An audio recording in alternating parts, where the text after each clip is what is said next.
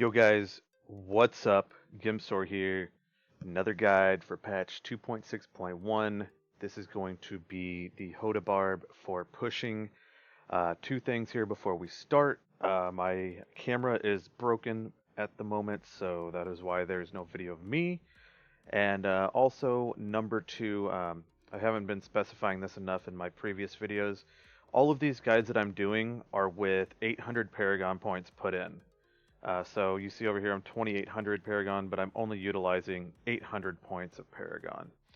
I want it to be a realistic type of video for people that aren't going to be high paragon in the season, so everyone can kind of get an idea of what they will be able to achieve. Now going into the build guide here, this is utilizing Immortal Kings and a few other items here, so I'll go over everything you need. With Immortal Kings here, you're going to be wearing 6 pieces of it, which is going to be helmet, chest, belt, pants, boots, and gloves.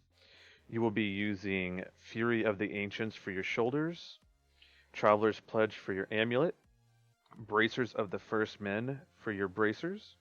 Your rings will be the Compass Rose and Convention of Elements. And for weapons, you will be running Little Rogue and Slanderer. So let's kind of go over what will be in the cube as well, which will be Band of Might, the Gavel of Judgment, and for low paragon, I'm going to say Aquila Curious. You can switch this up a couple different ways as the season goes on and you get to be higher paragon and you're pushing a little bit higher. You could swap out Aquila in here for Mage Fists, or you could put your Bracers of the First Men in the cube here and wear Strong Arm Bracers. But for the simplicity's sake of this video, we're just going to go ahead and run Aquila in here. As far as stats go on your gear, for your Fury of the Ancients, Strength, Vite, Area Damage, and Cooldown. This is one place you will want cooldown, and I've kind of been testing this. One piece with cooldown on it, and with 8%, which the shoulders are a good spot for this. When you get to the boss, and your Furious Charge doesn't reset when you hit him, with about 8% here, as you notice, my Band of Might buff and Furious Charge buff will be done at about the same time. That's why you want it. That will give you on the boss 100% uptime on your Band of Might, which is giving you quite a bit of damage reduction there. For the helmet, Strength, Crit Chance, Hammer of the Ancients damage. I don't have that. This is just some gear I threw together. But as you'll see, Strength, Vite, Crit Chance is fine as well. For your amulet, since our main ability for our Hammer of the Ancients is fire, you will want fire skills damage, crit chance, crit damage. For gloves, early on here I have strength, vite, crit, crit, but as the season progresses and you get better and better gear and you're able to augment, I can see strength, crit, crit, attack speed, or even rolling everything off in pure damage altogether, which would be attack speed, crit chance, crit damage, and then area damage. For chest piece, Strength, Vite, Life with a secondary resist is one option. Strength, Vite, reduce damage from elites, and then a secondary resist is an option. Or Strength, Vite, all resist is an option as well. I'm not sure what's going to yield the best result for high-end pushing, but for the sake of this video, any of those stats mentioned will be fine. For bracers, fire skills damage once again, then you want Strength, Vit, Crit Chance. And as you see on the secondary there, Hammer of the Ancients attacks 50% faster and deals a set amount of damage between 375 and 500%. Ideally, you want this as close to 500% as possible. For your rings, with Compass Rose having having one more stat available to you, as this convention has 3. As you see here, Compass Rose has 4 stats. So ideally, the perfect roll would be attack speed, crit chance, crit damage, area damage, but focusing on getting crit chance, crit damage is going to be your primary concern with this ring. But if you get one with attack, that you can put attack speed, crit, crit, or even attack speed, crit, crit, area damage, that would be ideal. And then a secondary resist on there is always nice. As far as your convention, I am rolling attack speed crit crit, and also the secondary on convention, a secondary resist, and then trying to get this to 200% or as close to it as possible is the best. It rolls 150% to 200. Onto the pants, strength, fight, all resistance is what you're looking for here. And for your boots, strength, fight, all resist, hammer of the ancients damage. And then for your weapons, I haven't done a ton of testing to see what stats I think will be best. But for what I am running right now, I think is looking good, which is strength, attack speed, area damage. Um, I don't think there would be too much in terms of better rolls, but I'm sure something, anything could always turn up after season goes live as being better. I'm not the best theory crafter either, so just bear with me on that. So both of them that I'm wearing are strength, attack speed, area damage.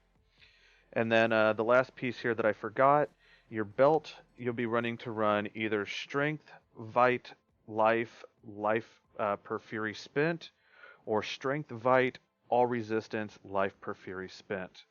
Before we continue, another thing I'd like to mention, none of these pieces are augmented, so this is giving you a fair look into what the build can do, especially like I said, only being 800 paragon, and some of these pieces, as you can see, aren't even ancient. So with that being said, let's go over the skills here. You're going to have your mobility and your stun here, which is Furious Charge, Merciless Assault. For your main damage, you will have Hammer of the Ancients Smash. For survivability here, you will be running Warcry Impunity or Warcry Veterans Warning. I've tested both, and it seems Impunity here at the lower Paragon level seems to yield a little bit more survivability.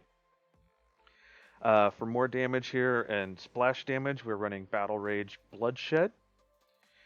With 6-piece Immortal Kings, as you see here on the 6-piece, while both Wrath of the Berserker and Call of the Ancients are active, you deal 15% or 1500% increased damage.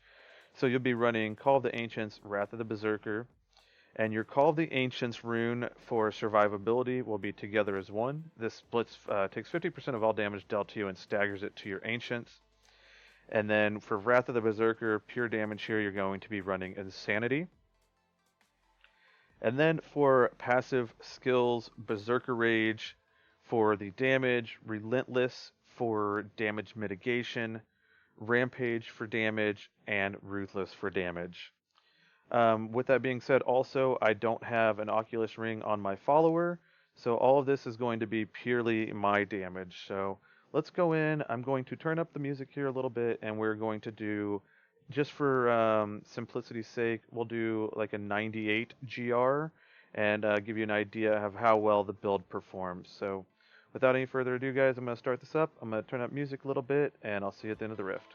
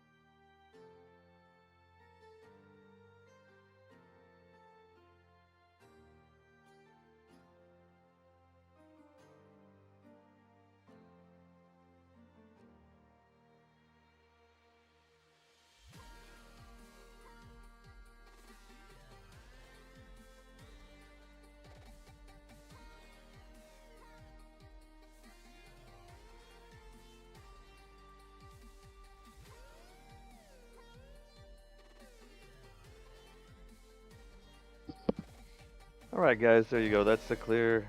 As you can see, bad maps with bad mob types and not much density are going to be your killer.